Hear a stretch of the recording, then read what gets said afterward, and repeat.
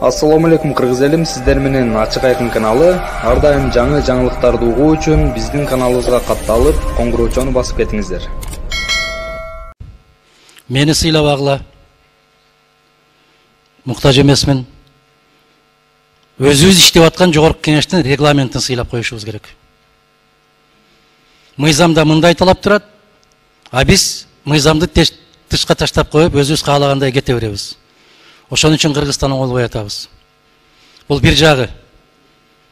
Экинчи жагы, мен 4-күндөн күндөн бери бираз сыркы болуп жаттым эле. Азыр шаардын ичинде баарын ошондой сасыктым. Түз эфир болот. Коомчулуктун баары көрөт. Оң тарабы, сол тарабы баары келет. Кыргызстандын жарандары баары толук так маалымат алат. Деп жарыя салды. Ошондуктан келип бериңизчи деп сурандыңыздар. Ошол айтылган шарт туурабы? Ошондой болуп атабы? Коомчулуктун баары маалымат алып атабы? Коомчулук эмес, урматтуу кесиптештер. Могул жердеги отурган депутаттардын колунда жок. Комитеттин мүчөлөрүнүн колунда жок кагаз. Эмнени талкуулайбыз? Кандай кылып талкуулайбыз? Биз урматтуу Адахан Кысанбаевич, биз түз эфирибиздебиз. 6-чы микрофон процедура боюнча. Чоң рахмат, урматтуу Чыңгыз Азаматович. Урматтуу депутаттар, урматтуу чакырылган аттуу баштуу эл башкарган коноктор, меймандар дегендей. Сиздер бүгүн чында биздин комитеттин жыйынында бул колубузга материал тийбеген менен биз азыр бүгүн эле комитет чогула калып бир чечимди кабыл алып койгонго эрте.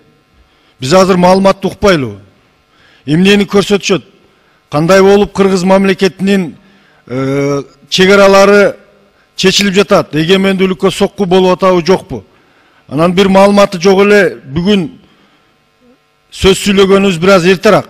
Эгер биздин комитеттин мүчөлөрү, коргоо, коопсуздук комитеттин мүчөлөрүнө ушул маселени колдоп бергиле деген чекке жетип калса, анда биз тайм-аут алып туруп чыгып кеңешебиз да. Мына алымдар отурат, машвара кылабыз. Анан колдош керек болсо, ошол жерге жеткенге чейин биз укпайлы, мына чоң экранын коюп коюпсуздар. Анан аппарат, Адахан Кимсанбаевич туура айтат. Регламент боюнча 3 күн мурун берилиш керек болсо, эмне үчүн бербей атасыңар? Бүгүн эле комитеттин колу бутун кайрып колдотпай атат го деп эсептейм мен. Бул чек ара деген өтө назик нерсе. Эртең биз элдин алдына барышыбыз керек болот. Анан буну алып келген өкмөттүн курамы деле бүт элге каршы иштеп атат дегенге туура эмес да. Себеби ал жерде дагы элдин патриоттору отурат деп ойлоп атам. Мен сунушум урматтууга укпайлы маалыматты эмнени айтышат экен. Анан сүйлөтө койбой эле туура эмес болуп калабы деп атам. Угайлы, карайлы эмнени маалыматтарды беришет. Сунушуңуз түшүнүктүү. Урматтуу Чыңгыз Азаматович, мен бир нерсени тактайын деп атам. Жыйын ачык өтүп атабы же жабык өтүп атабы? Ачык. Ачык өтүп атат. Азыр түз эфирибизде. Азыр түз эфирде болуп атат. Эмне үчүн чектөө болуп атат? Конституциялык мыйзам бийикпи же буйрук бийикпи? Мыйзам бийикпи же буйрук бийикпи? Бизди 3 депутатты сырттан 1 сааттан бери киргизбей атышат. Биз айтып атабыз, конституциялык мыйзамды көрсөтүп атабыз. Деп жогорку кеңештин депутаты тинтилүүгө, жекече текшерүүгө алынышы мүмкүн эмес деп жазылып турат. Бул не деген сыйлабастык? Бул не деген парламенттин үстүнөн басмырлоо? Бул не деген желкеден алып жерге жикилүү? Мындай болбош керек, урматтуу туугандар. Телефонуңарды таштап киргиле, ачык болуп атат могу жерде. Баш мыйзам менен жашайбызбы же буйрук менен жашайбызбы? Кечээ биздин өлкө башчы, президент, мен буйрук берем, ачык өтсүн деген. Жемне президенттин үстүндө да президент барбы бизде? Мындай болбойт туугандар. 1 сааттан бери 3 депутат кире албай турдук. Түрткүлөп атат сыртта. Бул болбойт мындай. Мынакей, мен сиздерге дагы бир жолу көрсөтүп коеюн. Конституциялык мыйзамда жазылып турат. Уят мындай. Рахмат. Эң сөз 6-чы микрофон. Саламатсыздар, урматтуу депутаттар, урматтуу Чыңгыз Азаматович. Мына бизде азыр ачык өтүп атат. Түз эфирдебиз, туурабы? YouTube'да. Маалыматы боюнча ооба. Бирок биз өзүбүз дагы ошону билбейбиз да. бул жерде отуруп аны билбейбиз. Себеби телефондорду алдырып алышты. Мына журналисттерди чакырып, камераларды эч кимге уруксат жок киргизгенге.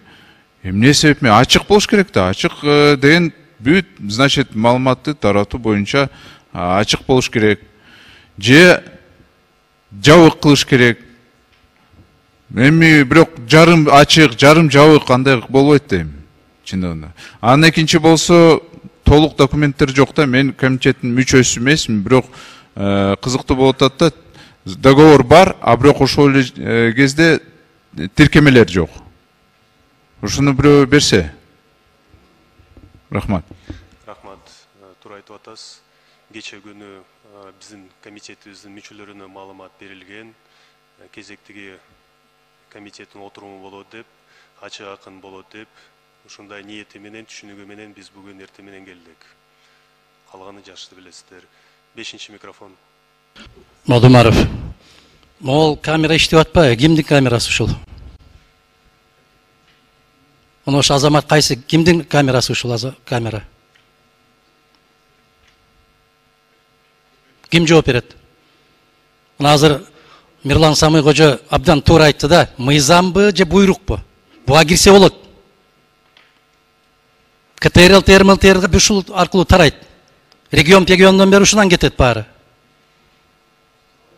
Бул кимдики бул камера? Кимдин камерасы? Же өзгөчөбү? Аппарат тактап койгула. Мына ушул керектүү жерлерин алып, бүгүнкү бийлик өзү бүтүндөй жанакы жагдайды, маалыматтык жагдайды курчутуп аткан өздөрү. Ашмалтай кылып, мультфильм кылып чыгарышат. Депутаттар өздөрүн тааныбай калат. Мен ушинтип сүйлөдүмбү, сүйлөбөдүмбү деп. Кимдики бул камера? Ким жооп берет? Кантип кирип келди бул жака? Кийинки сөз, түшүнүктүү. Кийинки сөз министрлер кабинетинин төрагасынын орун басарынан Камчыбек Катышевичке берилет. Рахмат. Урматтуу депутаттар, урматтуу комитеттин төрагасы, бул жерде жабык өткүзүш, ачык өткүзүш менен талкуу болуп атат. Кээ бир депутаттар чыгып ратификация боюнча мондай документтер керек деп окуп берип атасыңар. Бул туура мыйзамдын талабы, конституциянын талабы. Бирок силер бир нерсени эсиңерге алып коюңуздар, урматтуу депутаттар. Бүгүн эч кандай ратификация өткүзүп аткан жерибиз жок. Биз келишимдин долбоорун талкуулап, макулдашууга гана алып келип атабыз. Буюрса, эки президент колду койсо, андан кийин сиздерге ратификацияга алып келет. Ошондо бая сиз айткан, мен жакшы тааныбайт экенмин, урматтуу депутат Кожогуловго окшойт. Ооба. Сиз айткан жанагы перечень документов ошондо алып келинет. Ратификация болгондо. Сиз ошону окуп берип атасыз. Ошону мындай айырмалап койсоңуздар. Азыр макулдашуу. Комитет менен гана. Бул макулдашуу даже эртең биз парламентке алып чыкпайбыз. Сиздерге маалыматты берип макулдашып коелу, андан кийин президенттер колду коет, андан кийин ратификацияга алып келебиз. Пожалуйста, ошол жерде баардык керектүү документтер каралат. Бул биринчиден. Экинчиден, мына эмне үчүн жарымы ачык деп атасыздар? Жарым жабык, жарымы ачык эмес. Мына башталышында мунун баардыгы ачык биз көрсөтүп атабыз. Силер талкууга алгыла, комитеттин депутаттары, урматтуу депутаттар сүйлөсүн, айтсын деп туруп. Биз документтерди көрсөткөн маалда бул жерде көптөгөн биздин документтер, карталарыбыз совершенно секретный карталар. Так. Алардын баардыгын кол коюлганга чейин ачыктаганга биздин укугубуз жок.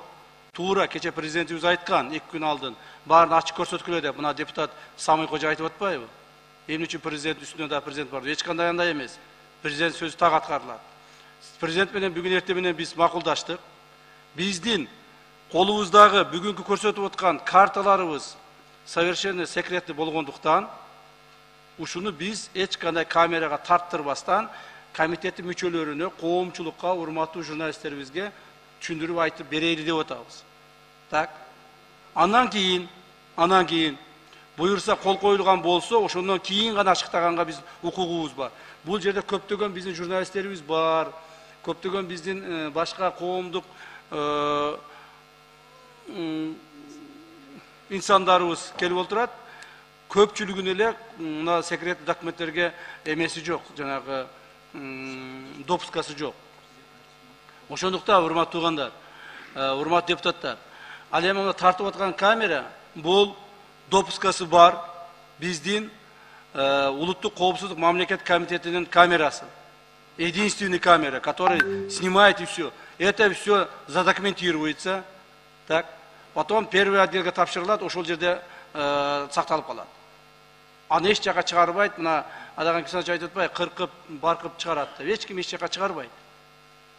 Ошондуктан мына азыр ушул нерсе каралып атат. Анан кийин эгерде кимдир бирөө коомдук угууда мына ачыктап биз көрсөтөлү деп атабыз, бардыгын киргиле деп атабыз. Бирок ушунун бардыгы баягы коомго же болбосо башка мамлекеттерге жайылып кетпесин деген негизде гана тарттырбайлы деп карап атабыз. Азырынча бул документтерге келишимге кол коюлу элек. Ушул гана маселеде. Ошондуктан туура түшүнөсүздөр деп ойлоймун. Анан дагы сөз берилсе дагы кошумча дагы маалыматтарды айтам сиздерге. Рахмат. Рахмат чоң. Каналга катталып, мага жакты деген белгини басып, ой пикири калтырууну унутпаңыз. Чымындай жанды чыркаткан чындык биз менен.